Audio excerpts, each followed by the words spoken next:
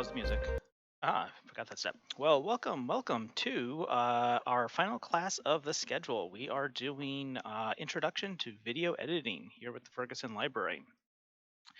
So what today's class is really kind of looking at is it's going to be a basic introduction to nonlinear video editing. And by nonlinear, I mean that you can cut up the pieces in kind of any order that you want and arrange them the way that you want. That's all that's really meant when they say nonlinear video editing. We're going to be looking at a free piece of software called Lightworks. And so I'll kind of talk through some of the basics of that there. But before I get started, I would just like to kind of talk about just how classes work here on YouTube and with the Ferguson Library. So the first thing that you want to pay attention to is right above my head is an address that says fergusonlibrary.org/online-tech-classes. This is where you find all of the information regarding our online classes that we're doing. And so when you go to that page, you'll come to this page here. And so right up here at the top, we have the link to the YouTube channel, which if you're all watching me right now, you've already found it. Good for you. Please subscribe so that you kind of know all of it. We have a lot of great content going on. We have story times. We have different events in the library all get kind of shared here onto YouTube. We've been doing a lot more this past year. And so there's a lot of really great content there for you to go check out and to keep watching. Further down, we have our class schedule. This should be changed from upcoming class schedule because right now we don't really have anything kind of upcoming planned right now. We're kind of taking April off a little bit, but if you have missed anything in our schedule here, you can go and follow these links here and watch them all on demand here on YouTube. Moving down over here on the left, you'll want to come down to the Introduction to Video Editing section over here on the left. You'll get a brief kind of synopsis. The software that we're using is a link to download it. You can just follow the link here, and it is available on Windows, Mac, and Linux. So depending on whatever your computer flavor of choice is, you will be able to use this software there. And then there's several different links down here that are important to pay attention to. The first is the exercise handout, and that will open up, let me open the document, it'll open up this document here. And so this just has the handout with some information about video files, video formatting, the terminology that gets used. I'm going to talk through the video editing process a bit, and then some further study and practice. The second link that you'll want to click, let me see, is to on tabs. Just has some of the exercises that we'll be doing later on when we're actually doing some clipping in the software. So this just has some time codes and information there. I'll talk more about that when we get to it. And file. And then the third one, this is a large file. So you want to make sure that you download this here. What you want to do is right click and do save link as, and then choose a place on your computer to save it. It's going to save as a video.zip file or a zip file.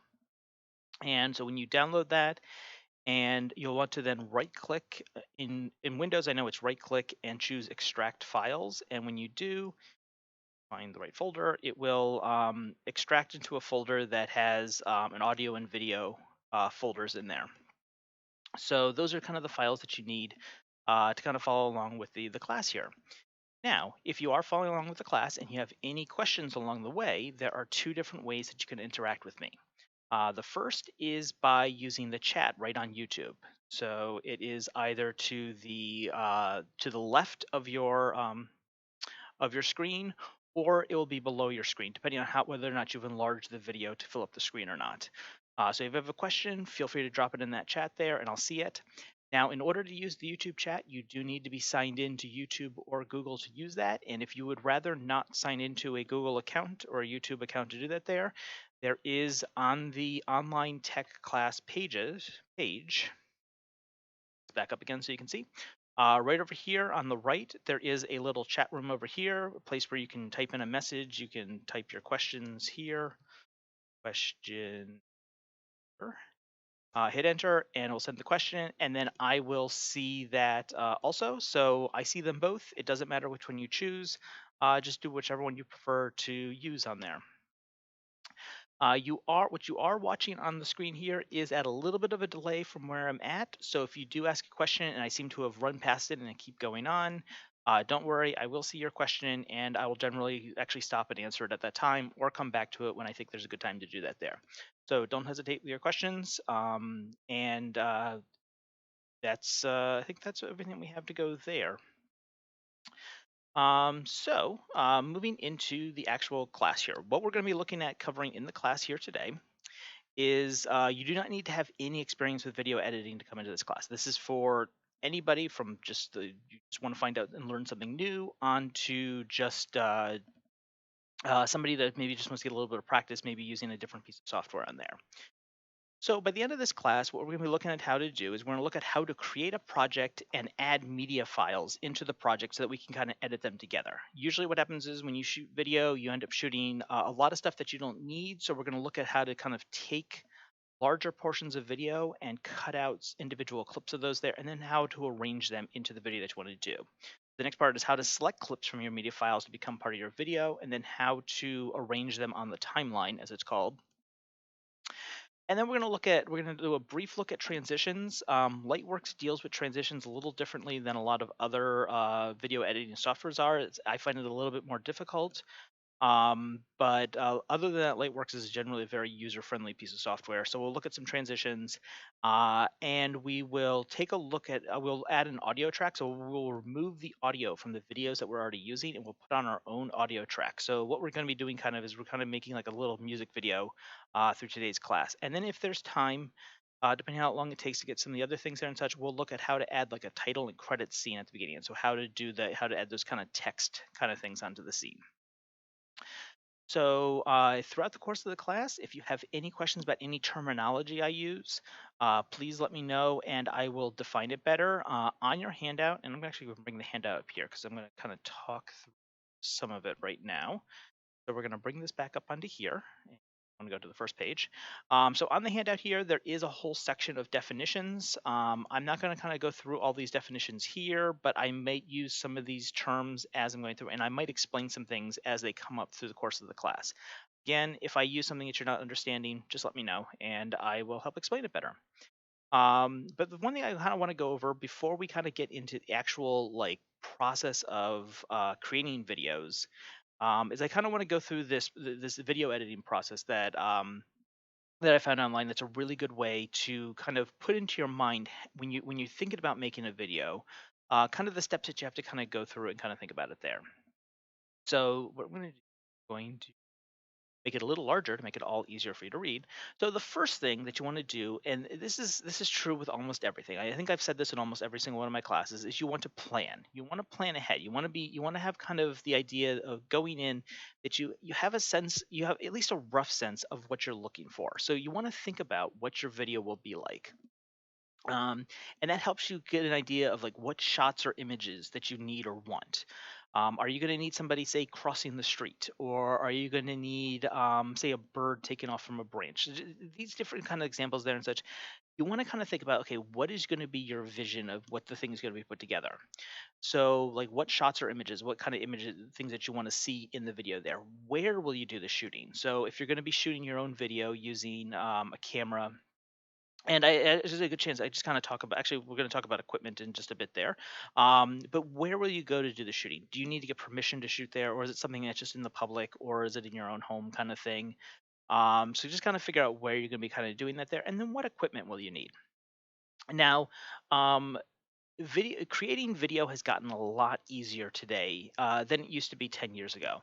Nearly all of us are walking around with a smartphone now that takes really good video. Most smartphones on the market now capture 1080p or high definition video on them. And they generally have a pretty good audio pickup in the phones as well too. So you can actually generally capture pretty good video that you can use for your video projects just using your phone. I mean, Apple's made a whole advertising campaign around the idea of like filmmakers using the iPhone to shoot these gorgeous videos. Um, so anything that you shoot on your phone, you can then take into Lightworks or any other video editor that you want to use and edit and cut it down to what you need to do. So if you just want to get started and kind of start playing around with it and start figuring out things that you want to do, going with just using your phone is a really great way to start. You already have it. You don't need to go buy additional equipment. And it gets you kind of a real good start and gets you kind of like getting a sense of how everything kind of works. As you want to upgrade, that's when you start considering looking at things like camcorders or other kind of higher end recording cameras, depending on how high end you want to get with that there. Camcorders, because they're a more focused device, they tend to get a little bit more options, might be a little bit easier to use on the video shooting side, and they might give a better quality and generally better audio. Talking about audio, you might have to think if you're going to be shooting in a place that is that's going to be noisy, like you're going to be shooting by the side of the road, or in an area where there's a lot of kind of background noise going on. You may want to consider doing things like recording your audio separately or overdubbing, where you, if you have dialogue, you record that dialogue separately and then you kind of lay it on top of the video in the right place. It's a little bit more complicated. We're not going to be looking at how to do that in the class, but just kind of think about, like, again, the two parts of video are the video, the visuals that you're seeing, and then the audio. Next step that you want to do in the process is you want to go shoot your project. So after you've done your plan, and this is where you do things like, this is where people plan out the storyboards, where they have like the different boxes where they've kind of sketched out kind of what the scene will kind of look like there, and it goes from scene to scene. You shoot your project. This is what's called production. So you use your camera to capture your footage. The recommendations here are do multiple takes if possible. So if it's something, again, let's say going back to our example of somebody crossing the street, have them cross the street 2 or 3 times, especially if there's like busy traffic or something and your shots may get disrupted. But you want to try to have as much kind of options when you sit down at the editing at the in the at the in the editor as possible. So try different angles of the same scene also if possible. I mean, sometimes this stuff isn't possible. Sometimes it's just one take, somebody does something and you capture it at that point, and you're never going to be able to capture that again. So you have that one take and you have to work with that piece there. But sometimes you can plan ahead more and you can do things like you can do different angles. You can do something from behind the person walking across the street and then from the front. Pardon me a second.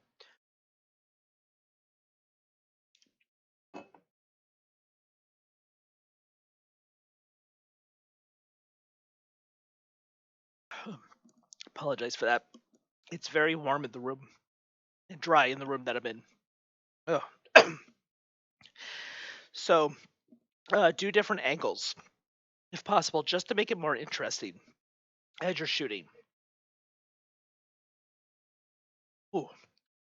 And then finally, expect that you will not shoot everything that you need or want. You might have to go out and do reshoots. So you might have to come out and shoot more video, or it just may not be possible to capture what you want to capture at that time. So plan to be adaptive and flexible with your plan. The next step then is import your media. So you're taking your media from your camera and moving it into your editing system. And that's kind of where we're going to be starting today's process.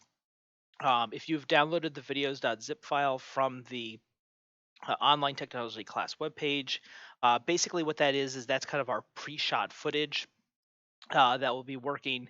So we're going to be looking at the import, taking it from your camera or your whatever your storage media is and putting it into the editing environment. The next thing in kind of the process is once you have everything in your editing environment, organize it. So you'll want to, if it's something you're going to be doing a lot, you'll want to figure out a naming scheme, a file name scheme, or a clip name scheme to help you keep track of what you shot and why you shot it.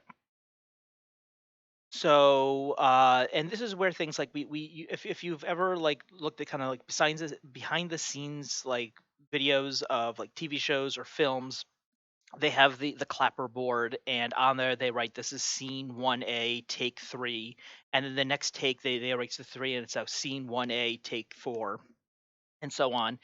That clapper board with that information written on it allows the editor and the director to sit down and they can look, okay, the director's made a note that, okay, take 3 was a failure, but take 6 there was a really good, like they did a good part with this dialogue, but and then take 8 they did a better part with this dialogue. They could find those clips and use them as necessary. You may not get that complicated with your video editing process at the beginning, but just have an idea that when you bring in your video, because when you capture it on the camera, it's just all going to have a bunch of generic file names, usually with dates and time codes attached to the file name.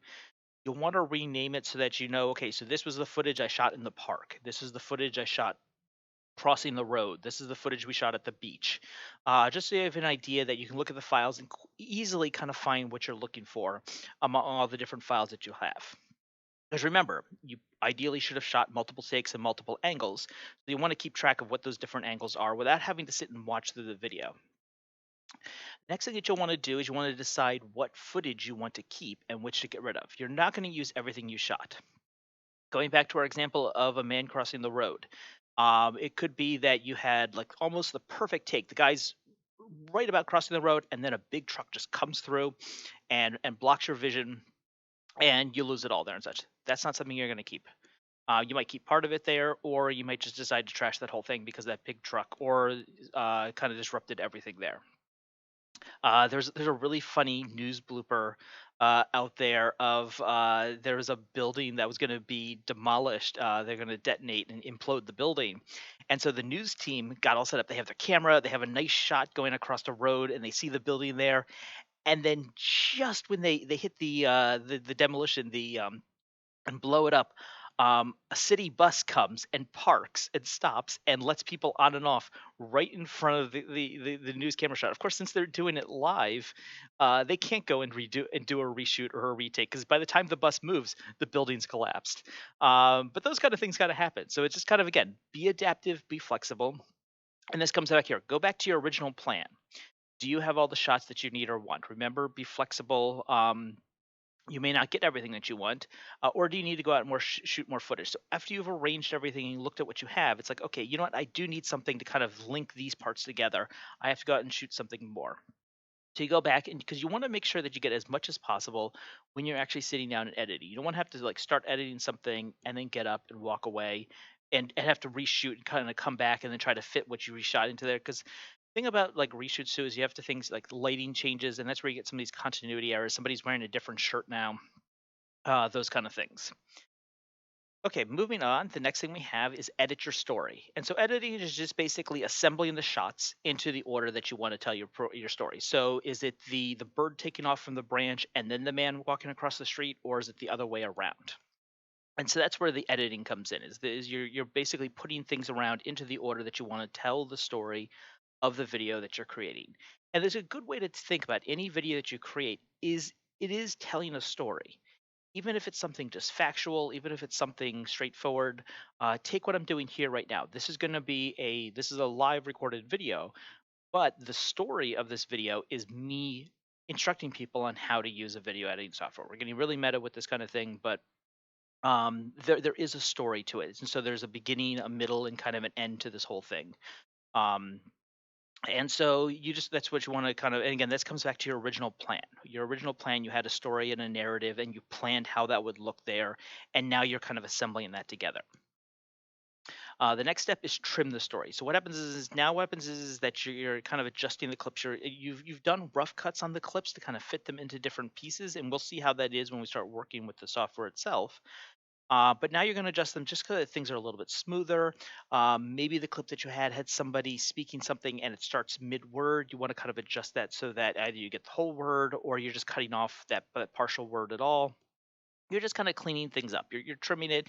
You're making it smooth from one scene to another. And then you add transitions. So transitions help amplify the story that you're telling. Transitions are ways you move from one scene to another, whether it's something just like what they call a jump cut where it just jumps from one scene to another. And we see those a lot. You see those a lot actually when characters are having dialogue. And so the camera will jump between the person speaking it will stay on a person when they're not speaking to see their facial reaction and then jump over to the other person. And there usually isn't any sort of transition that happens. It's just the scene abruptly changes between those. But sometimes you want to, if you're going from like footage that's shot in the day to footage that's shot in the night, you may want to have a transition that kind of helps ease the viewer into that change of lighting, that change of mood that you have. And so that's where this kind of comes in. The next step is adding titles. So titles are ways to provide information that your audience cannot get in another way. One of the basic kind of tenets with video is the idea of show, don't tell. You don't want to have big blocks of text like I have right now on the screen. You want to be able to show kind of your story, and you don't want to be sitting there telling people. You don't want to have a voiceover narrating like a 3-page narration before you get any sort of action going on into your video. And so there's several different kind of titles that you can have, like opening and closing credits. That kind of fits into the idea, the information that they can't get in another way. So that's the idea is like, what's the title of the video, who's in the video, who is involved in producing the video, and so you at the beginning and closing you have those kind of information. And then there's chyrons and subtitles. So chyrons are basically just it's what they're sometimes called lower thirds because they appear in the lower third of the screen. So they appear down in this section of the screen, down here towards the bottom. For example, like my the Ferguson Library logo lives in the lower third of my screen. And so a Chiron, it will be information like it will, if you have, say, a person doing an interview, will have like their name and their title on there. You see it all on documentaries and news programs. It's just that information that appears underneath of them there. Um, Subtitles are basically something that either helps provide translated dialogue or helps show the dialogue when maybe it's unclear, like your audio is recording and the person is just not that understandable, and you just want to kind of provide some clarity to what they're saying on there, such so you can have timed subtitles that will match with what they're saying, so that people can understand what's going on because they weren't able to understand from the actual audio that's playing in the video. Next thing is add effects, so things like are you going to do things like different coloring? Are you like color schemes into your video? Are you going to change things blue or red? Are you putting in explosions? You need to do like the special effects and the fire kind of things on there. Did you shoot anything with a green screen like I have behind me here? And you have to go in and kind of remove that green screen kind of background and put whatever imagery you want behind that kind of thing. Always plan to spend more time working on effects than you expect. On the same note, always plan to spend more time at editing than you expect. The ratios I've seen sometimes are somewhere around like 10 to 15 minutes of editing for every minute of video. So if you're doing a 10-minute video, you could be looking at 3 to 4 hours of editing to get to that point. Especially at the beginning, it's going to take even longer. So think 20 to 30 minutes per minute of video, depending on how complicated what you're trying to do. And a lot of that is just kind of getting over the learning curve of using the software. I mean, even me, it's like I don't use the software all the time, so there's always times where it's like, wait, how do I do that thing again? You might even see me having to do that again today because I haven't taught this class in a while, and I don't use this software all the time. The next step is mix your audio.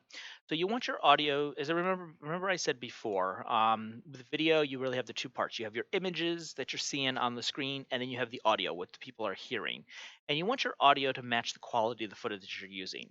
If you're shooting nice high definition video on your phone, but your audio is like crackly and hard to hear, um, it's going to really detract from the quality of the video, your final product that you're making. The one thing you need to do is know your equipment. How well does your camera record audio? So almost every video camera out there will record audio, whether you're using your smartphone, whether you're using a camcorder, whether you're using a more higher end video cameras. A lot of them will have video, some will have audio, some of them will not. And so if you know that you're going to need better audio as you're recording, you can decide to actually record your audio separately with a good microphone. And what that basically does is you just have either you could use somebody else's smartphone with a microphone attached to it. You could use like a digital audio recorder. You could do it onto a tape and then transfer it over. However you want to record the audio, but you're recording the audio separately. And then what you'll do is you'll sync up that audio with the footage in your editing software. And that's the other purpose. Remember before I was talking about the clapboards that they use in TV and film. The other purpose of that clapboard is to help sync up the audio because when they shoot those, they do record the audio separately. There's usually you see people with like boom operators, or you have people that have like lapel mics if you're doing like an interview. Different reasons, like they're getting the audio from a separate microphone, recording it separately, so it's just an audio recording. And then what happens is that clapboard makes a very sharp sound. And what happens is when you look at the audio graph, it creates this spike on the audio graph. And so what happens is that good editors, they can take that spike on the audio graph and time it with the closing of the clapboard. And at that point then, any audio afterwards should be all synced up, so they all match up. So that's what you'll kind of have to plan to do is some sort of cue that allows you to kind of connect the audio to the video. See something on the video that you can see. People clap, some people snap. You could get a clapboard, whatever you want to kind of do. And then finally, you'll want to think about outputting your project. So this is where you need to decide like how you want to view the video, where you want to share it. So you want to look at available file formats, codecs, frame rates, resolutions. All of this is defined on the first page of this, or the first couple of pages of this handout. And there's more information online. We're not going to really kind of get into depths about kind of what all these are and such, but you do need to kind of think about how you want that final video to be kind of output and sitting on your computer. And one of the best ways to kind of figure this out is look at the platforms that you want to share it on. Are you going to be sharing it to YouTube? Are you going to be sharing it to Vimeo? Are you submitting it to like a film competition or a video competition or just whatever kind of purpose? Are you just putting it onto your own website? Look at those different platforms and see what kind of video they'll accept, what kind of requirements that they'll have on there. Some of them might have a limit on length, some of them might have a limit on resolution, so you'll just want to kind of make sure that you match it up with where you're wanting to go. So that is, and unfortunately for today's class, because the video output process does take a long time, because this is the computer just sitting there crunching and going through and just making the video there and such. I'm not going to really cover it in this class with Lightworks because it's something that it's usually something that I'll set and leave for several hours. Like I'll walk away from the computer and just let it do its thing for several hours when I'm outputting a video. Um, but it is something to kind of get in there and just be aware of that if you are making a video and want to get it out, that there is going to be that time where you just have to let your computer sit and do its outputting process.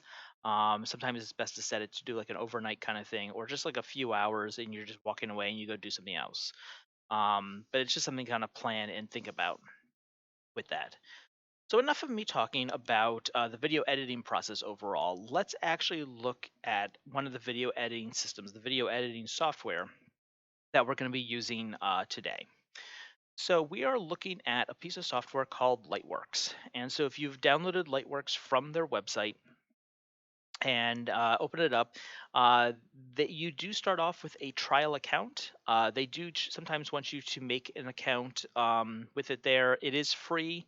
The one reason why I like to introduce and use this piece of software is that it is one of the more full featured video editors that they have available for free. Like they don't the limitations if you don't pay for a subscription on there is things like it kind of limits what your output is. You can't output like 1080p video, but you can output 720p, which is still high definition.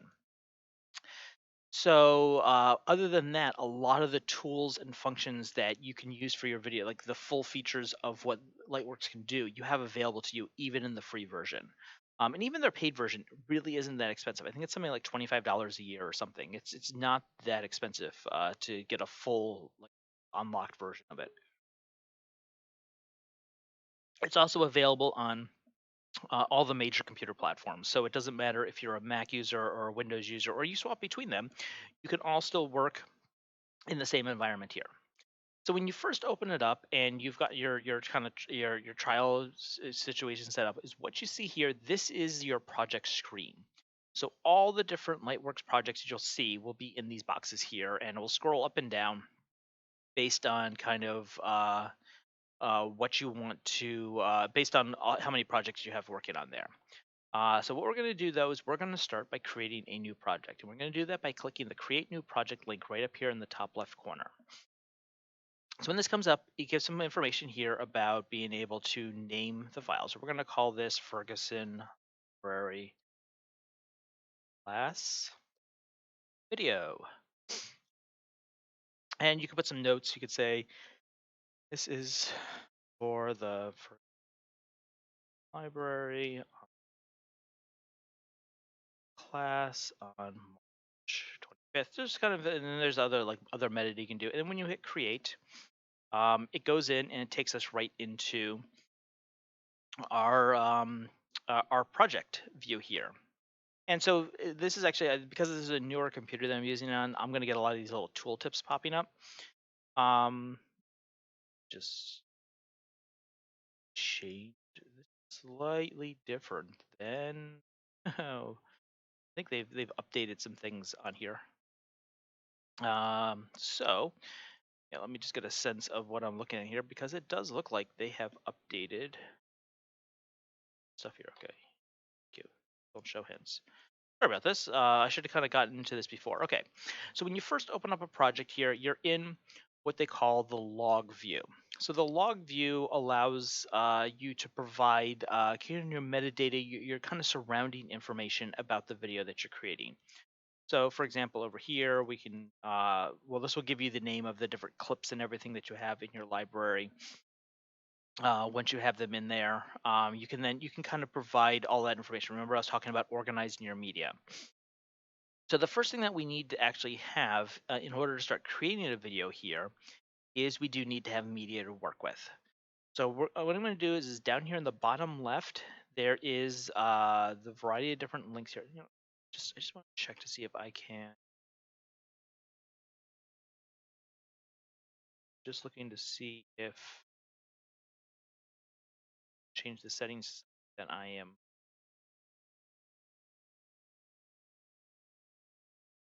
You know, that's fine. We'll use what we have here.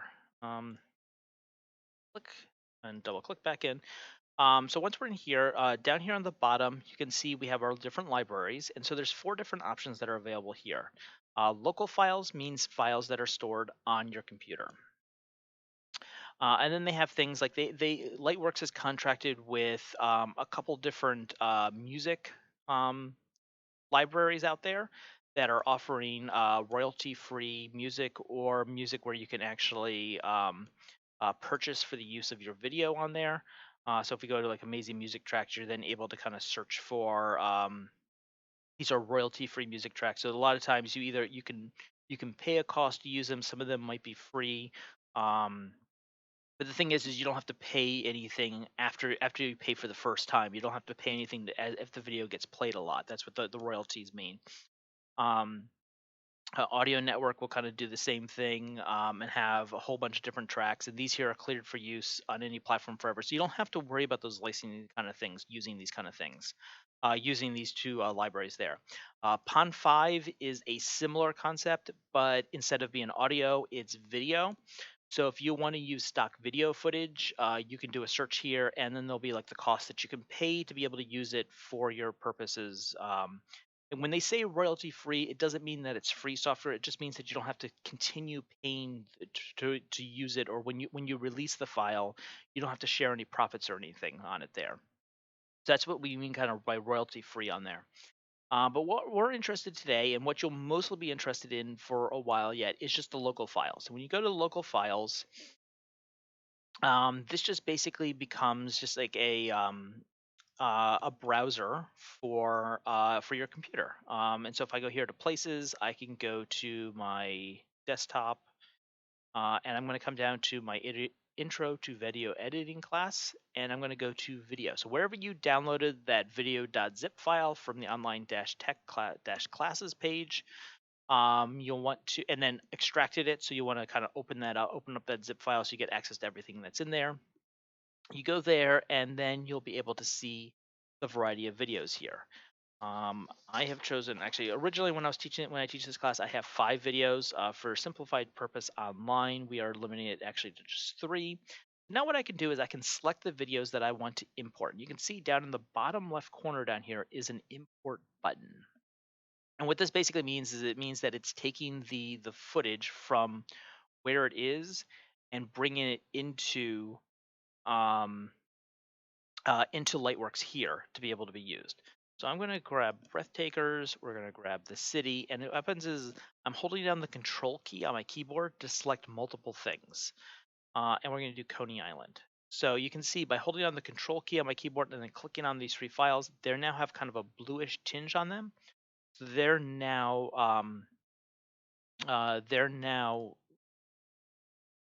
just myself around here just so I'm not blocking some more of the stuff. So these are now selected and ready to be imported. You can see now that the import button here has lit up, and it's just a matter of me now clicking the import button.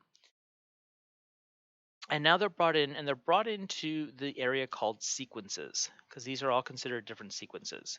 Now, if I click on this here, let's see here. So you can see I clicked over here and I dragged it over to the little preview window over here. I can then, if I wanted to, I can start playing it to kind of see what the video looks like, to see if it's the video that I absolutely wanted. I can then go in and I can do things like I can rename it. So I can call this video 01 breathtakers, so that it's different than just the file name breath underscore takers underscore 2 underscore 512 kb. That doesn't mean a lot to me. Whereas if I do video 1, I know that this is my first video, or video A or whatever, and it tells you like what day it was created, what date was it brought into the project here, um, time codes. There's a lot of different kind of metadata here that's available there. Whether or not there's any cue markers, a whole bunch of different kind of things. But the most part is that we just want to make sure that we have these 3 videos brought in. What I'm going to do now is I'm going to give you about say 3 to 4 minutes. Make sure that your Lightworks is open. You've created a new project. You can call it whatever you want. It really doesn't matter much. And then you want to go and browse, go to local files down in the libraries down here. Up here where it says places, you can easily go to, if you go to like your C drive, or if you have things like in your documents or downloads, you can easily kind of browse to the folder and bring in Breathtakers, City, and Coney Island. You can see it's already telling me that these are already imported, so I don't have to import them again. Take about 4 minutes, we'll say, to do that on your own computers. If you have questions, let me know, and then we'll move on to once the videos are in Lightworks, what we can start doing with them.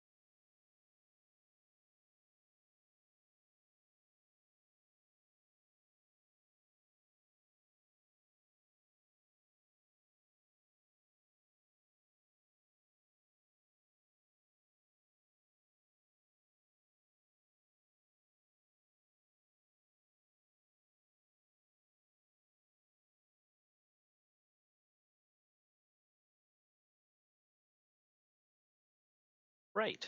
I hope you've had some time to kind of bring these videos into your own version of Lightworks. So now let's take a look at the next step. Now we're going to actually take a look at the editor itself.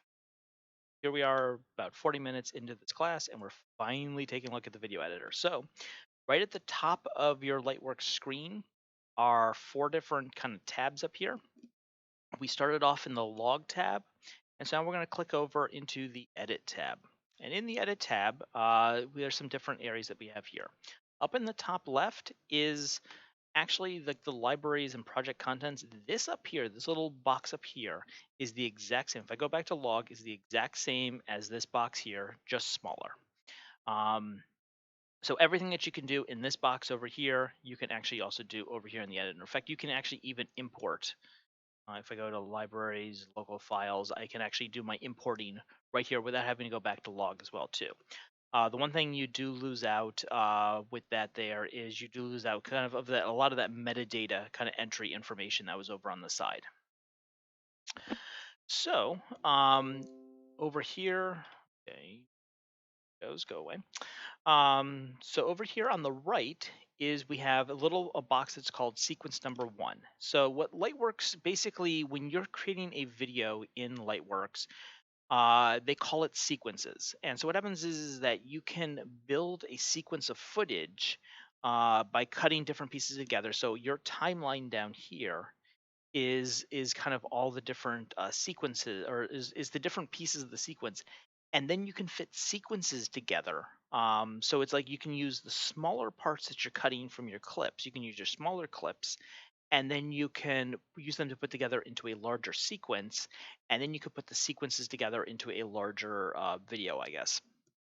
Um, so that's what the and over here and so for the most part, if you're just doing a simple video, you'll generally just have one sequence, and that's kind of the video that you're putting together is going to be in that one sequence there. But this here is your preview window for the sequence. This is where you're going to be able to like view the file, and actually where you're able to actually choose like your start and end points for your different cuts that you're doing for the clips. Down at the bottom, this is our timeline. This is where we actually assemble the video. This is where we take the clips and the subclips and the sequences. Anything that's up here in the project sequences up here, or project contents up here, can be dragged down and dropped into the sequence. But the first thing that we want to do is we actually do want, I mean, if we wanted to, we could grab like this whole video and I can just drop it right down here into the sequence. But in reality, what I want to do is I want to use parts of this video and use the smaller parts in my larger video that I'm doing. So I'm taking parts from 3 different videos and we're putting them down here. So how do you determine what parts you want to use? And part of that there is just your artistic vision in your eye. Is that okay? So I'm going to actually bring this. I'm going to double click on this, and you'll notice when I double click on it, it gives me a second kind of preview window here. So this is my preview window for my final whatever's down here in the timeline. In fact, actually, if you see this like red diamond, if I move this red diamond here, you'll notice that the red diamond over here is moving on the right, is moving just as well. So that kind of shows that where this red line and diamond are down here is the footage that we're seeing in this right side preview. Back to the beginning. What this is this is our preview window for the video clip that we chose. In this case, I chose video 1, Breathtakers, so we're able to see it here. And you notice there's another little red diamond here, and I can use that red diamond and I can move it where I want to go. Now, what you'll want to do is when you're using your own footage, what you'll want to do is you'll want to go through that footage and you want to choose the points, the shots and the angles and the takes that you want to keep. And when you find a portion of that video, so when you're looking at the video, if you think about the video as like one long stream of a bunch of different scenes, there's a beginning to what you want to keep, what you want to cut out, and there's an end. And so what those are is those are called the in time, in, and then the end is what's called the out time. So it's into the clip and then out of the clip, and what's ever in between is what you end up clipping. And I've already done some of this work here for you on the second handout here. I actually have located a bunch of the in and out points of a bunch of different videos. Some of these here might be slightly off, so we might actually have to adjust some of those there as we're working through. But for the most part, it's just a bunch of different clips from the 3 videos that we've imported into our video already. So let me go back. And so the first one here, actually, let's go take a look at that again quickly. So the first one here is Breathtakers. And you'll notice that there's a time code here. And so the way to read this time code is it goes hours, minutes, seconds, and then frames. Now, I didn't talk earlier. One of the things that Lightwork used to have when you created a video is you got to choose what the frame rate was. Apparently now a lot of that's automatic. But the video that we're making, we are making what they call 30 frames per second videos. And I should just do kind of a quick talk on what they mean by frame rate.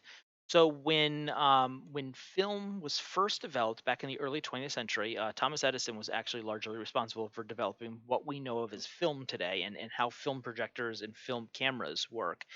Um, he did a lot of experimentation, and he discovered that he did a lot of experimentation about how many different still images do you need to have playing through to be able to give you kind of a smooth motion where it doesn't look like there's like jerky or kind of missing motion on there. Everything's kind of smooth instead of very jerky. And he discovered that like because he was limited on kind of the technology, he couldn't make things too fast, couldn't make things, because if it was too fast then the technology would break. If it was too slow, things would look jerky on there and such. And he settled on 24 frames per second as the initial frame rate for film. So what that basically means is that in 1 second, when you have 1 second of footage going by you and such, you actually see 24 individual images going by. Because that's the way that film cameras used to work. As a film camera just used to take a whole bunch of still images, and then it would just play them. They were all attached together on a strip, and it would just play through that strip at the same rate that it took all those images. And so it would capture in 1 second. It would capture 24 images. Now, if there's things like animation. Animation tended to have a little bit lower frame rate, and so it wasn't uncommon to see things like Disney animation that would do things like 15 or 16 frames per second. Because the thing is these were all hand drawn. All those different kind of animation cells or frames were all kind of individually hand drawn, and trying to do that at 24 frames per second took too long. So 24 frames per second became the standard, de facto standard for at least the United States, from the era, from the golden, like the dawn of film, uh, into kind of the present, and into the modern era. In the 1950s or the 1940s and 1950s, when television started becoming a big thing, they decided they moved away from that 24 frames per second that film was using, and they started using a 30 frames per second. It's actually something like 29.97 frames per second, but it's usually simplified to be 30 frames per second. And so television in the United States used 28 or 30 frames per second, so that every second 30 individual frames went by. That was just how television worked. And that's how things worked through most of the 20th century, until we get to the late 90s, early 2000s, into the 21st century, and people started experimenting more with things like frame rates. So you have things like the Hobbit films. Peter Jackson released those in 48 frames per second. So he doubled that 24 frames per second for film. He doubled it to 48, and it kind of threw off some people. People are watching it, and it seemed like the scenes that they were seeing on the screen moved on naturally, because our minds have been trained to watch film at 24 frames per second, and now to see it kind of everything being almost twice as fast, it was a little bit odd. So it's something they get used to. Video, TV and video, a lot of them have upgraded from 30 frames per second to 60 frames per second. What you're watching here on YouTube is actually 30 frames per second. I have it set up for that, but it is possible to push that out to a higher frame rate. And again, the more frames that you have, the smoother the action looks, the more information that happens between each frame. It's just a matter of preference and choice. But to get back to what we were talking about here, is this final number on these time codes is frames. And so this goes from 0 to 29, because once you hit 30, it goes to the next second. So this first time code here is at 2 minutes, 8 seconds, and 23 frames. Let's go take a look to see what that looks like in the video editor here. So one of the things that I like about Lightworks is if I come down into here. So this, once again, this middle window here, this is my first video, is my preview window for the video clip that I've chosen over here. Down here at the bottom, we have basically like the progress bar or whatever, or the placement, like showing what frame is available. Here on the top, and then we have some different tools down here. This red diamond is showing the current place of the frame that we're seeing in here. So right now we're seeing 000. We're seeing the 0th frame of the 0 second all the way at the beginning. But if I grab this red diamond, I can drag it. And this is a process what they call scrubbing. So scrubbing allows you to quickly move through a video. And you just see as I drag it to the right, it plays the video really fast. It plays it a lot faster than it would if I hit the play button. If I just hit the play button, it plays through at its normal speed. But I can go through it a lot faster. And so this is a really great way that if you've done a bunch of shooting and you have your clip and you know that there's certain parts in that clip that you want to do, you can scrub through at the speed that you want until you find something that's close to what you're looking for. You could find right in the middle of that scene that you want to use. So in this case, it was around 208. So it's like this here. So like right now, I'm pretty close. You can see down here, this is telling me my current location. I'm at 2 minutes, 12 seconds, and 0 frames. So if you remember, I was looking for 2 minutes, 8 seconds, and 23 frames. So once I've gotten myself close to where I want to go by here and such, now I need to fine tune and get it more precise where I want to go. And I can do that either by using these tools right underneath the video with my mouse. And so let's just kind of quickly go over this. Just in the center, you have play or stop. So this is your basic. You hit it, it starts. You hit it again, it stops. And if I hit it, you can see the time code here is going up as it's playing. To the left, because we need to go back actually, because we need to go back to the beginning of this clip. We're going to look. You have your tools that allow you to go back. So the first one, just this arrow that's pointing to the left. If I put my mouse over it, I get this little tooltip that says nudge 1 frame back. And so what this will do is this will move. So you can see right now I'm at frame 17. I'm at 2 minutes, 16 seconds, and then frame 17. If I click this once, I go back to frame 16. I click it a second time, go back to frame 15. So clicking that little leftward pointing arrow right next to the play button takes me back 1 frame at a time. The next one, the one to the left of that, this moves back to a previous cut mark. So if I've made a cue or cut mark in here, which I haven't done, it would jump back to that previous one there. In this case, what it'll do is it'll jump me back to the beginning of the video.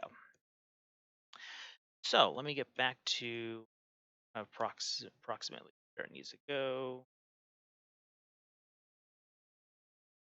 Okay, so yeah, right around here. So I'm at 209.15. So I can either go back. I'm trying to remember. I'm trying to get to 208.23. I could go back and click until I get back there.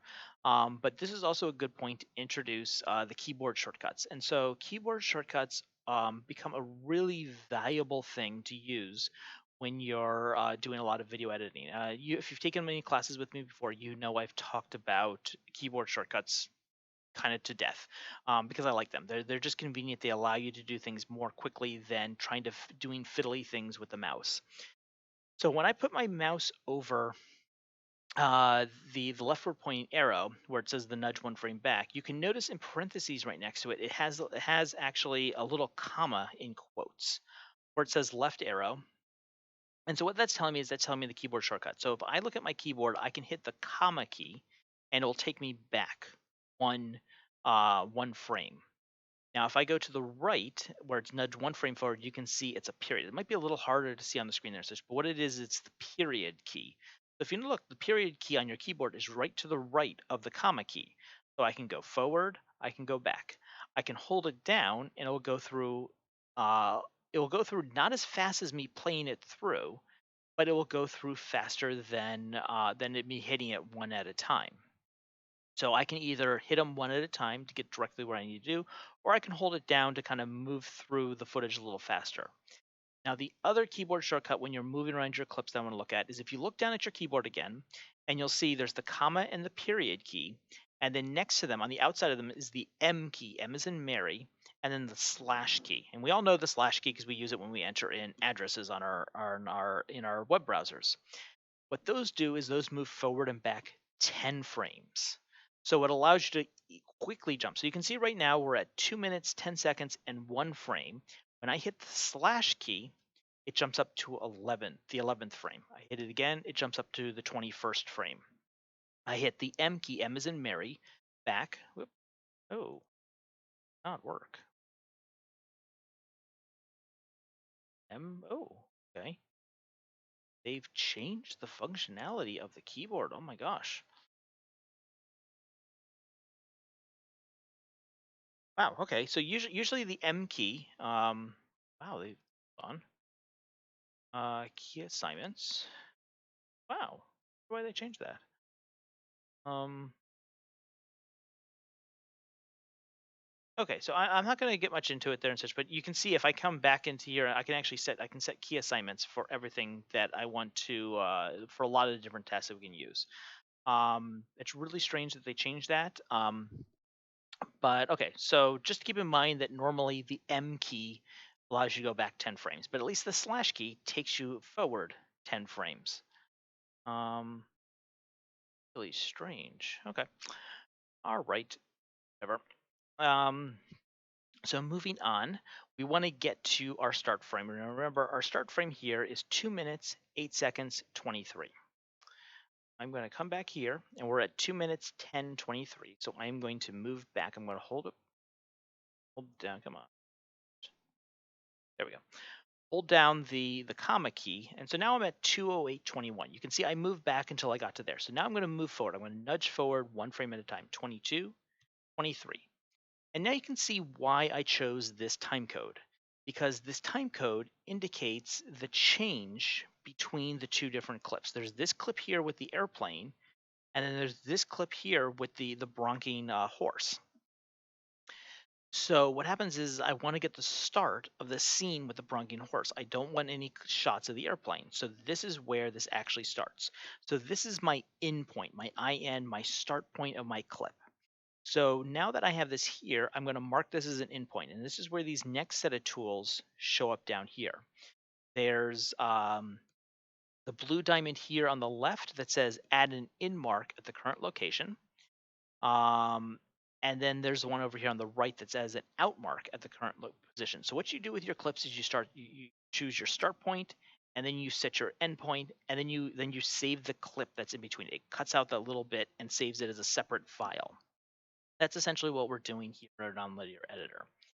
So what I'm going to do is I'm going to mark this as my endpoint. I'm going to click this, and you can notice that when I have my mouse over it, it tells me the little keyboard shortcut I also works for this here. So you get used to the idea of kind of navigating around and then hitting I or O without having to kind of move your mouse down to this section here.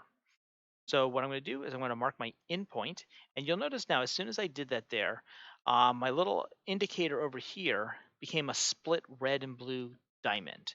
So the blue diamond indicates that you have an start or end point of a clip where that blue diamond is. The red diamond, of course, indicates your current location. So if I move ahead, you can see the red diamond moving on its own, whereas the blue diamond stays in its same place. So now what we're going to do is now we're going to look at what the end point of our clip is. So the out point of this clip is at 2 minutes, 15 seconds, and 12 frames. So now what I'm going to do is I'm going to move, so I'm at 2 minutes, 15, 22. So actually we need to go back to 12.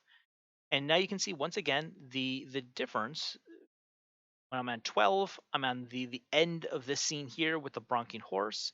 When I go to 13, I'm on a completely different scene. So that's why I chose those time codes there. Is I want the end here. I wanted this little clip between 2:08 and 2:15 of that bronking horse going across. Once I'm here, I'm going to hit the O key on my keyboard. And you can see I and O are right next to each other. It's really convenient.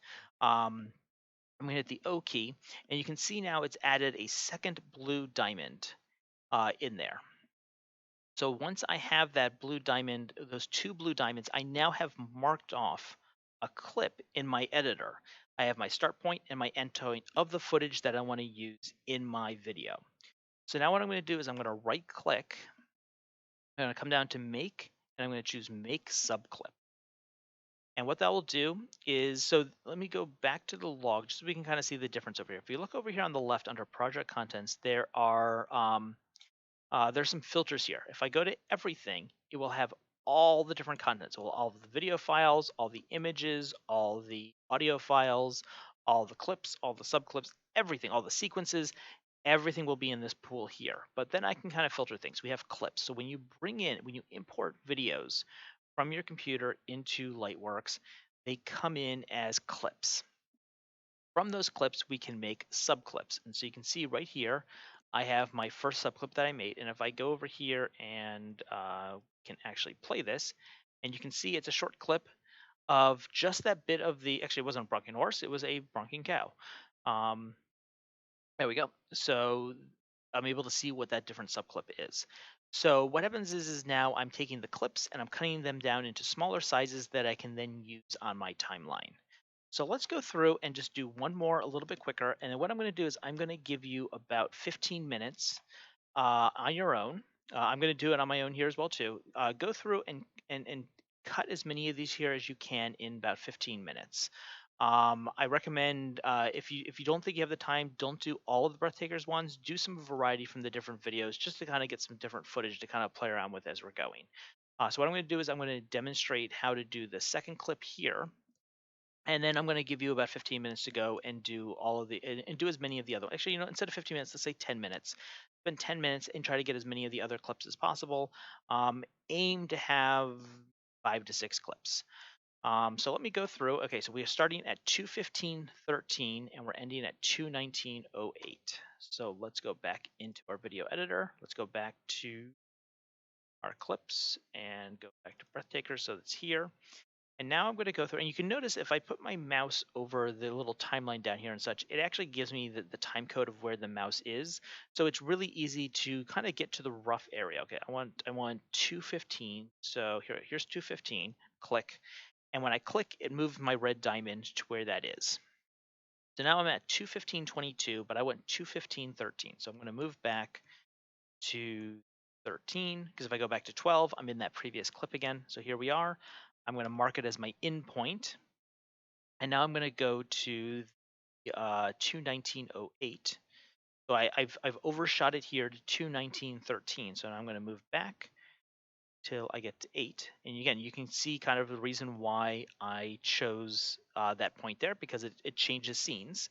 So 2:09:08, hit O for my out point, and then right click, make subclip. And so now when I go here to subclips, you can see I have my 2 different subclips available right there. So take about 10 minutes and go through and cut as many clips as you can. It's good practice to just kind of do this kind of cutting and trying different things. Remember to use your keyboard shortcuts to give you, or you can use the nudge buttons down here to give you a little bit more precise to get onto that frame exactly. And let me know if you have any questions in the chats. I'll be here, and I'll just be doing kind of my own cutting as well too. Try to get as many of them as I can.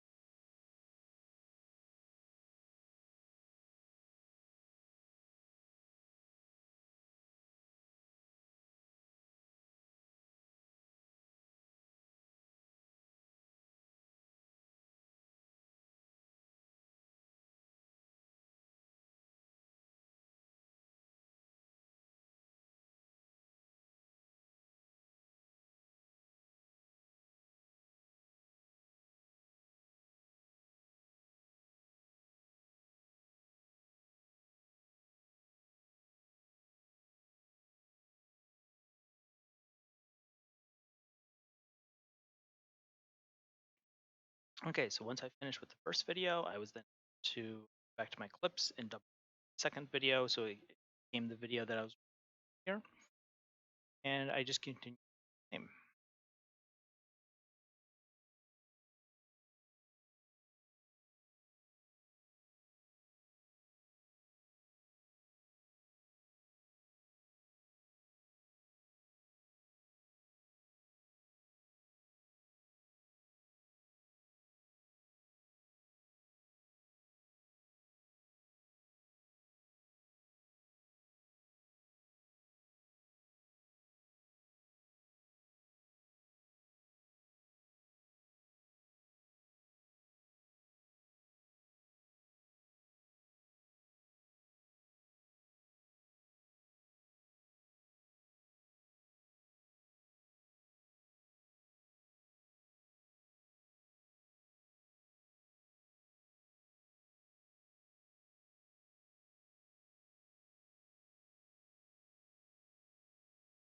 As you can see, as you get more comfortable using the keyboard and software, you end up getting through it pretty quickly,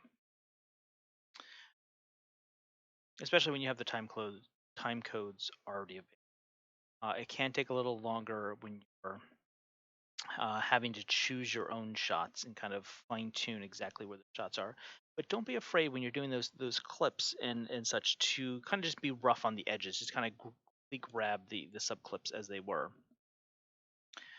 Uh, and then you can do some fine tune trimming later on in kind of the later part of your editing process.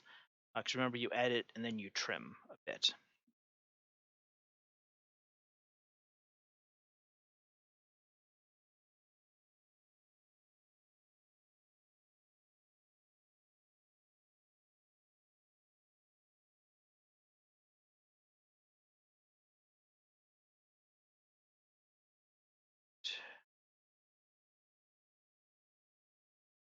Okay, so about another 4 minutes or so. Um, and let me know if you have any questions. To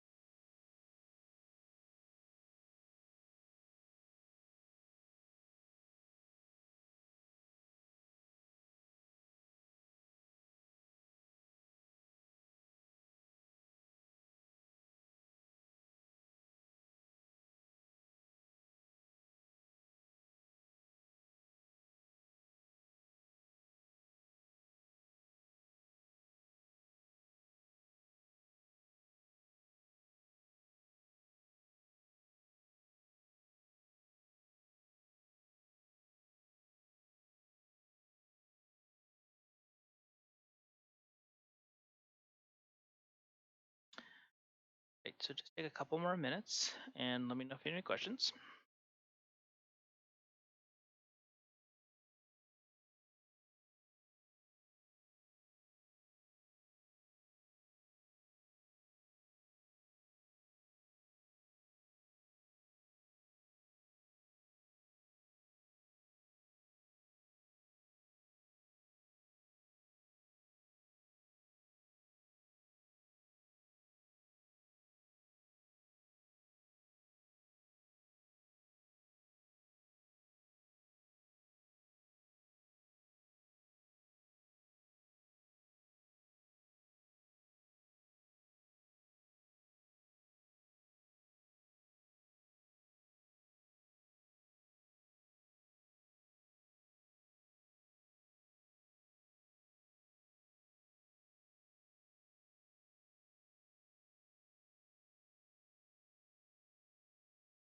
All right, so I hope you've been able to get some practice doing some little cuts and clips out of here in Lightworks.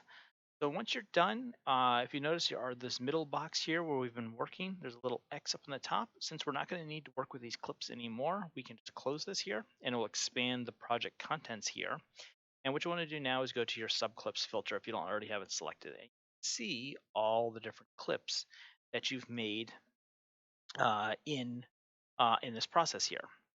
So now that we have chosen the footage that we want to put into our video, now it's a matter of putting it onto the timeline and adding it to the video. So the timeline is this section down here on the bottom.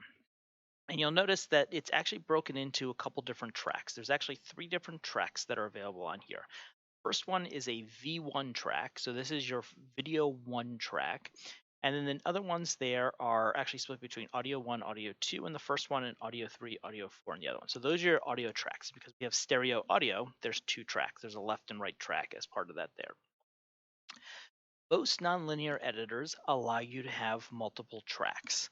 So if I wanted to, I can go in and I can, let's see if to track, track command.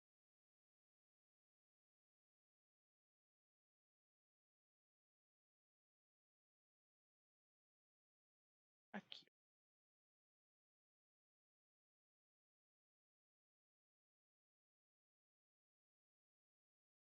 I was clicking in the wrong place. So if I go and I click into, as I said, I don't use this software every day, so sometimes I have to figure out these different things. If I go in and I click into one of the video track there, you can right click. You'll notice I get a menu here, and under tracks, I can go in and I can add video. And now what happens is I have a video 1 and a video 2. And the nice thing about that means that you could have 2 different clips playing at the same time over each other. And so this is where you get things like being able to do like picture in picture or have like an inset video going on. So if you have, say, a documentary and you want to show or illustrate something that they're talking about, suppose you have an interview on your screen and they're, say, talking about the library statistics for the last year.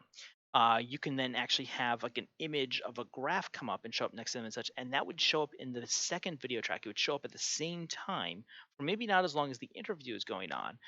Once you have it there, you can then define where it shows up and how it looks. We're not going to really play around too much with that today since we're just working with a single track of video, but you can see you can add multiple tracks of video. You can also add multiple audio tracks. If I right click on here and go to tracks, I can add more audio.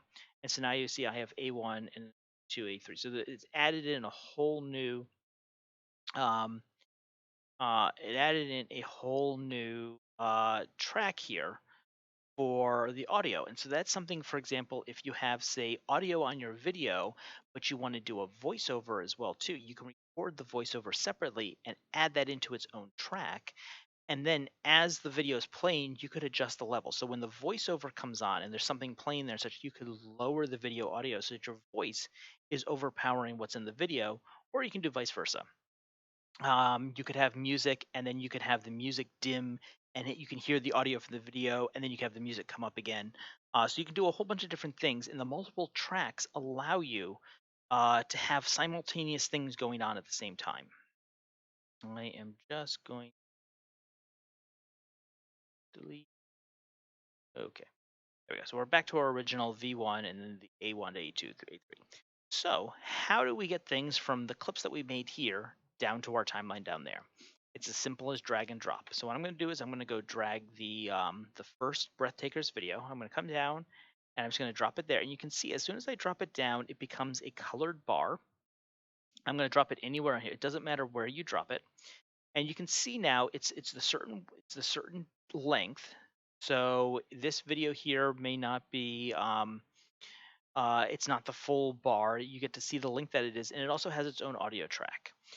You'll notice also that right now this screen over here is black because the scene or the frame that it's on over here is black. If I move this over to there, now all of a sudden now I'm seeing the video on there. But if I move it past it, we're back to black. So if there's no colored clip going on here, this up here will just show black. But when you're on here, it will show that kind of thing. And so it's just a matter of going and just dragging these down into whatever order you want to do. And you can see each one I drag down kind of gets its own little color. They kind of start repeating the colors. They kind of get their own range of colors.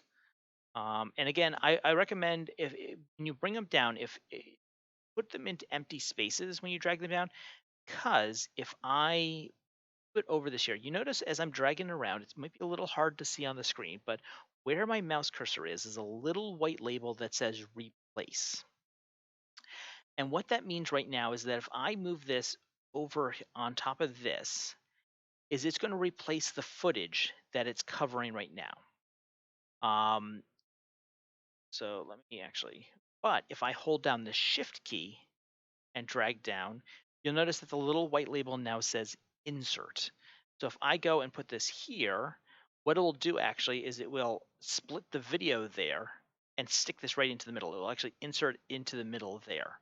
But just be careful that when you're dragging things down, you don't drag it on top of what you already have there, because then it might delete footage that you've already done.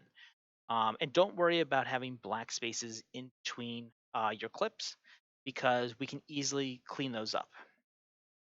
I'm just dropping things down. I think that's all of them. Okay, so I've dropped everything down into my timeline here. And now what I can do is if I go through and I play this through, you can see it going all the different there, but there's these moments of black in between.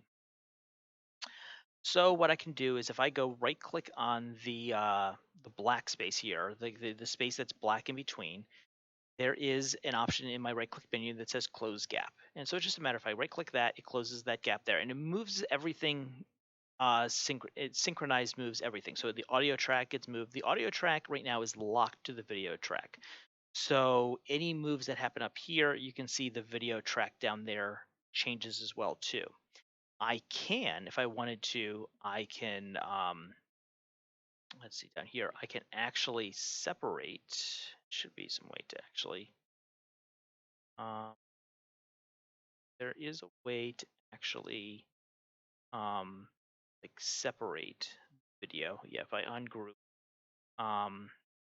there is a way to just kind of separate the video from the audio so that if I move the video, the audio stays in the same place. But for right now, we want to kind of keep them locked together. So I'm just going to go in and I'm just going to close gaps where I have them. Yep, yep.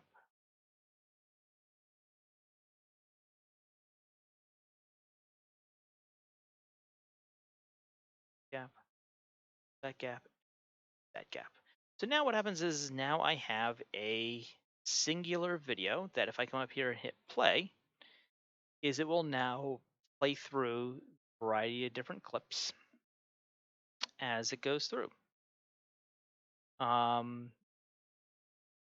we'll just let this play a little bit to kind of see how it goes through. So now it's coming up and it's hitting the next clip. And so now it's playing that clip.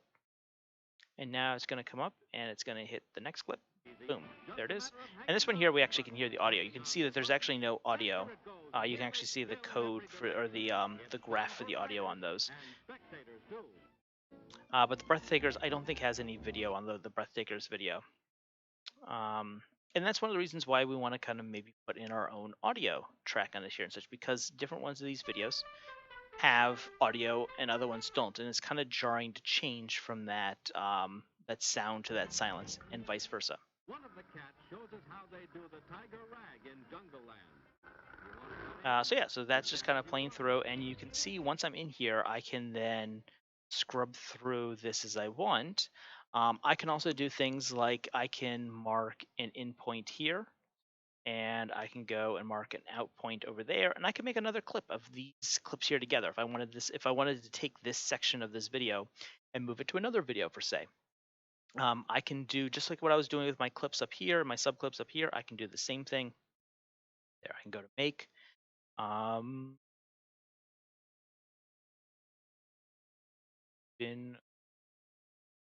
are you not making? All right, whatever. So I can either okay, so I can either cut out the segment. So this here is actually, I'm able to kind of cut out kind of the segments. But what happens is if I wanted to, I could, if I come here to sequences, I could open up sequence 1 here.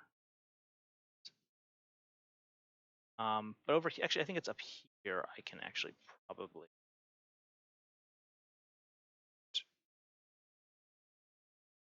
Okay, I thought I could make. I keep relearning new things as I keep doing this here. So what we've done now is that we have now assembled our video. I'm just going to clear those.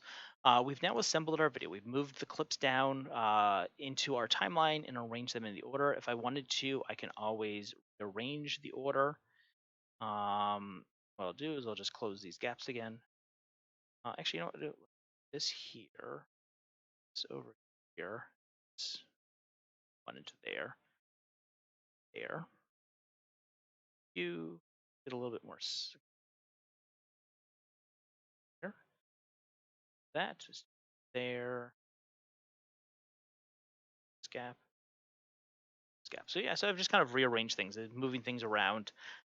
Totally possible, easy to do as you're working with your files here. So that's the whole purpose of the nonlinear editor is you can move things around. It doesn't matter what order you work on them and what arrangement that they come in. So the next thing we want to look at now is we want to look at putting in our own audio kind of clip into this here. What I'm going to do is the next thing we really want to do is we want to look at transitions. So transitions are the way. So if I come here and I move between these two clips, if we go through and we play this here, you see how it abruptly jumps from one clip to another. Now that's a perfectly adequate transition. It's what's called a jump cut. It's one of the most commonly used transitions that's happening there. But we can make that transition, that change from one clip to another a little bit more graceful. Now, most video editors, almost every video editor that I know of, if I put my mouse here in between these two clips and right click, you can see there's transitions. You can go in and add in a transition right away. So, and there's a bunch of different kind of transitions. If you took my PowerPoint class a couple weeks ago, I did talk about transitions and kind of showed some of the different things. So there's things like dissolve, and what dissolve does is it causes your first clip to kind of melt away while the other one kind of appears through it. There's a luma wipe, which is transitions based on their luminance. So the brighter clip, it changes, kind of works with like brightness on there. Push, what it does is it pushes one clip out and does it to the other one. Squeeze brings in the clips into the middle there like that. A wipe, what it does is it wipes the other clip and puts in the new one. Dissolves also are common. You hear things like dissolves are also known as fades. So something like a fade to black or a dissolve to black is that same kind of thing, or fade from one scene to another as possible. So what I can do is I can go in and I can choose, and let's choose a dissolve. And I'm going to click add, and so I can see how long I want it to be. And so, let's make this. Right now it's 30 frames. We do 45. It ends up being, let's do 60. It ends up being a 2 um, frames. There we go. It's sometimes it's easiest to do things as frames. You always think about things as 30 frames per second. Or you can think about it as seconds. And so we want this to be 2 seconds or 3 seconds available. And so this is a 2 second on there. I'm going to click add. And when I do this, unfortunately, in Lightworks, I get this message here that says there's insufficient incoming and outgoing media to add a transition here. And so basically what that means is that in order to do the transition, it needs to have some space at the start and the end of the clip, some sort of overlap. So the way the transition works is right now they are together. They're butted together like these two sheets of paper. What happens is we need to have some sort of overlap for that transition to happen. And so we have to go in, and in Lightworks, you kind of have to add in that transition. So in order to do it, it's a little bit complicated, and it's one of the things, unfortunately, that I'm not happy about the software.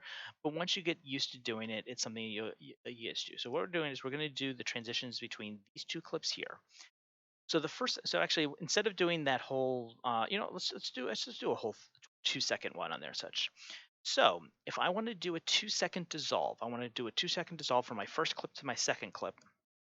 It makes sense that it's going to be kind of focused 1 second on one, 1 second on the other. Or if we go to frames, it's going to be 30 seconds on one and 30 seconds on the other. So you take how many frames it is, divide by 2. So what I'm going to do now is I'm going to put my mouse over the right edge of my first clip, my starting clip that I want to use the transition. And you'll notice I have this little white border that goes around the clip on there and such. When I click on it, it turns yellow. That means I have now selected the right side of this clip. And so now what I'm going to do is I'm going to trim this clip by 30 frames. I'm going to get that 30 frame overlap that I need. I can do that by using my comma and period keys just like I did before. So what we're going to do is I'm going to do 1, 2, 3, 4, 5, 6, 7, 9, 10, 11, 12, 14, 18, 20, 1, 2, 3, 4, 5, 8, 9, 30. So now what happens is I've trimmed that clip by um, by a second, by 30 frames. Uh, those frames are still available on the subclip. They're just not on the timeline any longer. So now what I'm going to do is I clicked. I'm going to click again in the clip, and what happens is when I do that, or I'm going to click near that right edge, and once I do that again, you can see now it's not selected anymore. So now I'm going to move over to my second clip that the transition is happening on. I'm going to click near the left edge. You can see once again, I have this white border kind of going around it. Click, that white border has become yellow. And now whereas I overlap the other clip this way, this one here I need to move this way so that the space in between is kind of, they become overlapped. So instead of using the comma key to move the other one back 30 frames, I'm going to use the period key to move this forward 30 frames. 1, 2, 4, 5, 6, 7, 10, 11, 12, 13, 14, 19, 20, 1, 5, 8, 9, 30. So now, ideally, now what I've done is I've shortened both of these clips. I'm going to click again to unselect it there. I have shortened both of these clips now by 1 second by 30 frames each. So now there's 60 frames that are no longer showing up on the timeline here, but they still exist in the editing system. So now what happens is, so technically those are now overlapped by 2 seconds. So now if I right click and go to transitions, and we're going to add a dissolve, and we're going to make it 2 seconds, I'm going to add, and now we have our, what I'm going to do is I'm going to zoom in on my timeline here. You can see now that right in between these 2 frames is a gray box, and that gray box has the transition put in there saying it's to dissolve 2 seconds. And so now what happens when I play this? So I'm going to come back here and we're going to play this. We can watch right on the screen here what happens when it plays. So it's playing the clip, and now it's hitting that dissolve, and you can see it fades to the other clip. Over those 2 seconds, it fades to there. So what we had to do in Lightworks in order to make this transition happen is that when we this is kind of a difference between how the different software works. There's a lot of video editing software where I could have just created that transition immediately. It does it there, and it goes and automatically pulls the information. But because I created these as subclips in there, the subclips have a distinct start and end. They can't. They're their own individual pieces of footage in Lightworks. So what happens is I needed to indicate what footage I wanted to have included in the transition. So if we wanted to do say a 1 second transition between these two, so we're not going to do the 30 frame, we'll do 1 second here. So what I'm going to do once again is I'm going to click here, and we're going to go 2, 3, 4, 5, 6, 10, 11, 12, 13, 14, 15. I'm going 15 because I want a 1 second transition, which is 30 frames or 15 frames from each clip. So click, click, 1, 2, 5, 6, 7, 9, 10, 11, 12, 13, 14, 15. There's my 30 frames. Right click. And you know what? Let's take a look to see what that Luma wipe like. And we're going to make this a 1 second transition. Actually, if I just do it as frames, then it's easier to think, okay, 30 frames, 60 frames, whatever. add. So now I have that there. So now what happens when we play this? Let's play back here. We can see our two transitions at work. So hit first transition. There we are, going to there, and then hit the second transition right there. So you can see that we are able, and so instead of having this like abrupt jump cut like we have here, we're able to transition gracefully into another clip. That's transitions in Lightworks. Um, there is another way you can that makes them a little bit easier, but we're not going to really kind of deal with that in today's class. This is the way because having the discrete clips here, because the idea is a lot of these skills that we're covering here in Lightworks, you can take with you to a lot of other video editors. That's really kind of the process that we're doing here. So for the next thing that we're going to take a look at doing is we're going to look at right now is that each of these clips came with their own audio file or their own audio track. But what we want to do is we want to put in our own audio track into these files here. And so a couple ways that we can do is we can actually either just add the audio track right down here on the bottom, or we can remove the audio tracks there. You know what? Let's go in and let's actually add our own audio track, because then what happens is then we can kind of play around with kind of changing the levels and have like our music fade out and have some audio going on and then music fade in again. How about that? Let's try that. This is something a little bit new, so we're going to see how I handle this here. So what we need to do first is that we need to bring in our music file that we want to use into Lightworks. And this works just the same as it did with the video files. I'm going to go to local files. I am going to go here. We're going to go up a frame. I'm going to go to audio.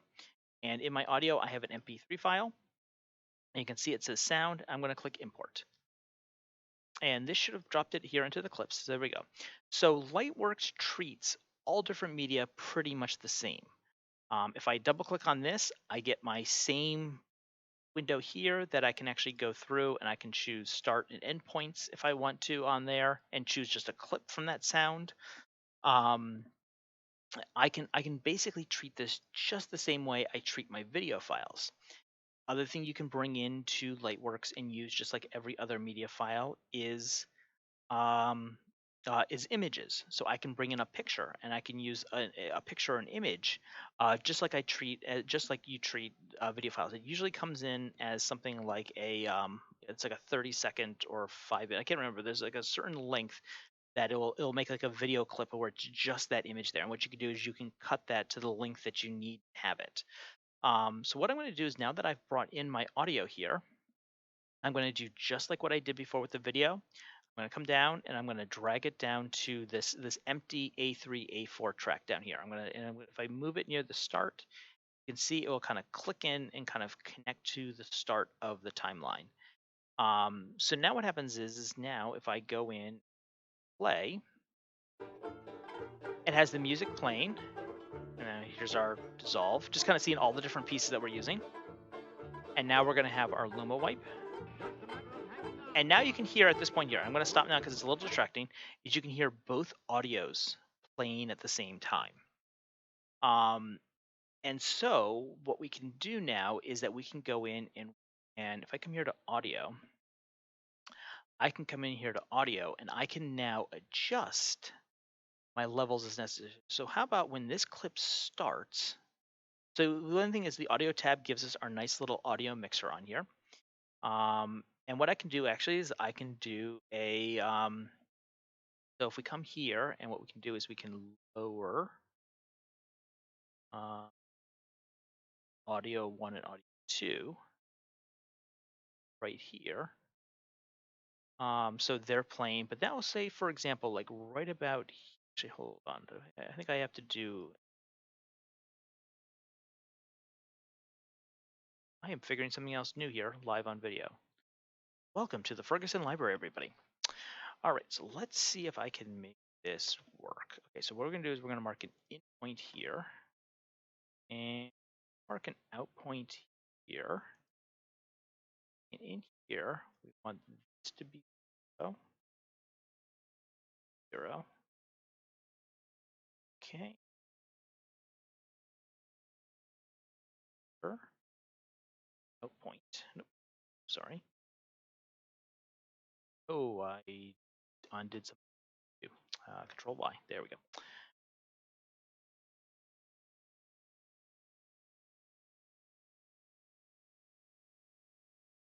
Now, this back up.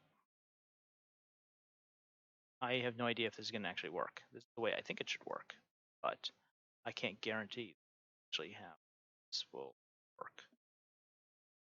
So let's find out.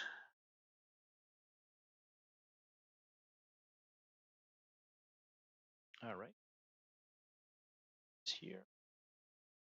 Just a matter of hanging on, but hanging on to. Oh, okay, so that's just my audio mix at that point there. Okay, so I've just turned down that audio there instead of actually setting it for the bit that I want. This is where it all kind of comes down with a lot of the software. It's just kind of going in and experimenting and kind of playing around how it works. Actually, that's for the whole step. I just want to part of it. Part of it. All right, so I am actually not okay. Okay, yeah, I'm actually not quite certain.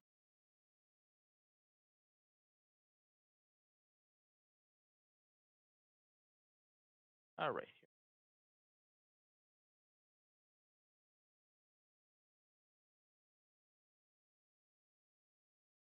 All right, yeah, so I'm trying to show something that I'm actually not quite positive how it works. So therefore, we are not going to continue with that there. What I'm going to do is we are going to ungroup, and I am going to the and delete. So now I've deleted the original video audio or the original video audio that's available in there. And I think I did something bad. There we go. All right.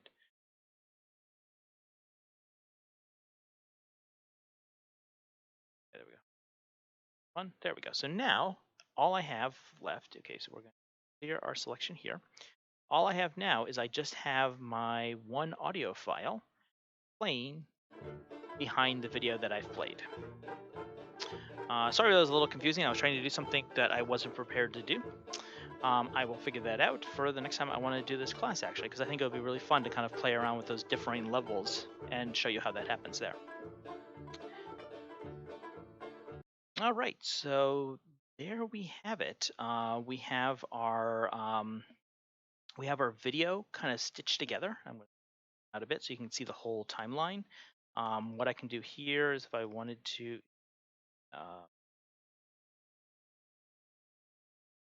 there are ways to go in do like a fade of the audio so that it fades out at the end. So it's because right now the audio runs on a lot longer than our video does. So you can kind of play around with all those different kind of things. Like I'm here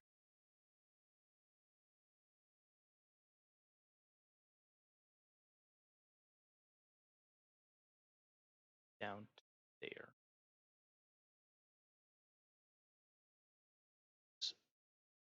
And we to here and her.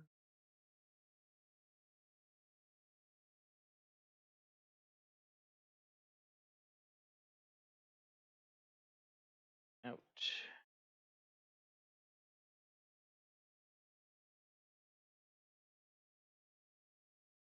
Okay, there are ways to do the fade out, and I'm not certain why I'm not seeing tools that I normally use to do this on there. But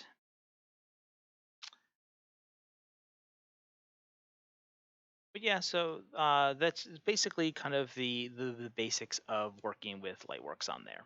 Are there any questions? I think I'm kind of really at the end. We don't really have enough time to really kind of go into the titles and credits on here, but it's definitely something go in and play.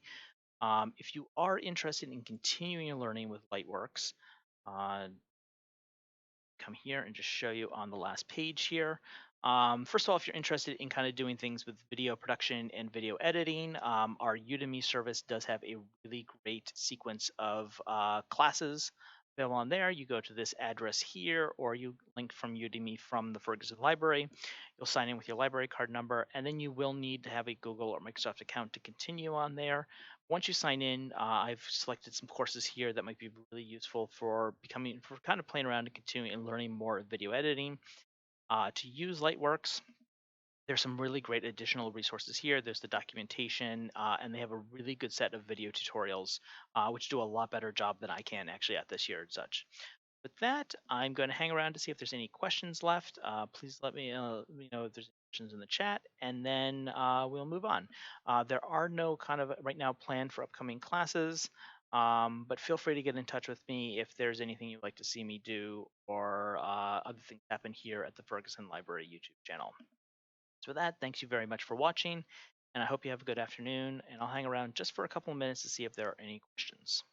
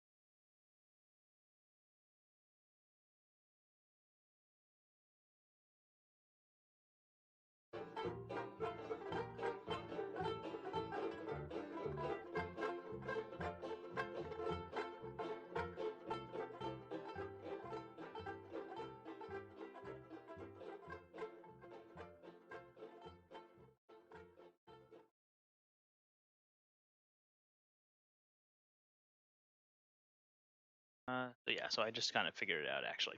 Is on the equalizer here, I can, if I double click, I add in like a little like key point in there, which then allows me do a variety of things, with it. So I put in 2 points there, and they kind of then interact with each other. So I can actually then draw the little line here indicates the levels. So you can see when I play this here, it's at its normal levels here, and then it hits this here, and it actually then fades down to mute over the time of this line. And so the length of the line is the length of the fade, and then we have it fading back up again.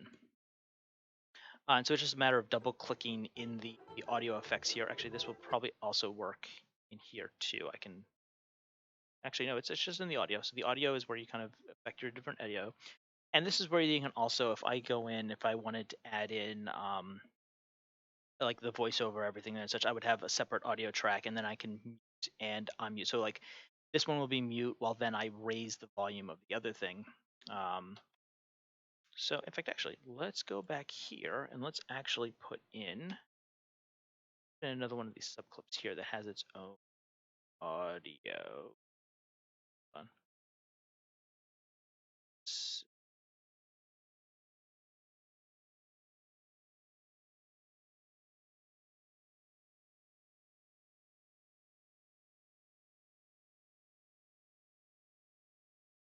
Tracks, here we go.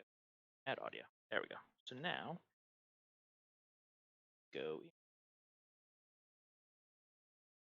to audio.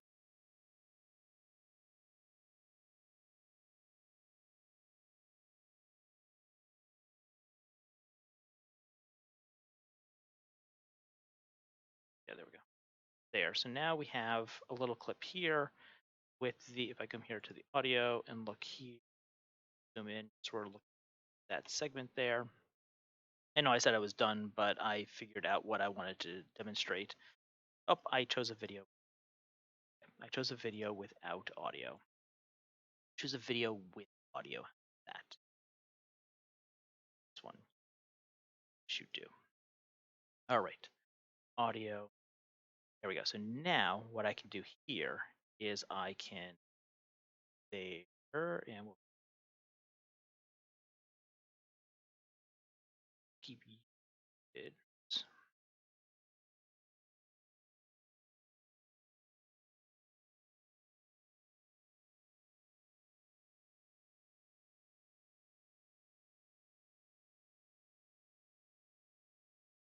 Oh, am I?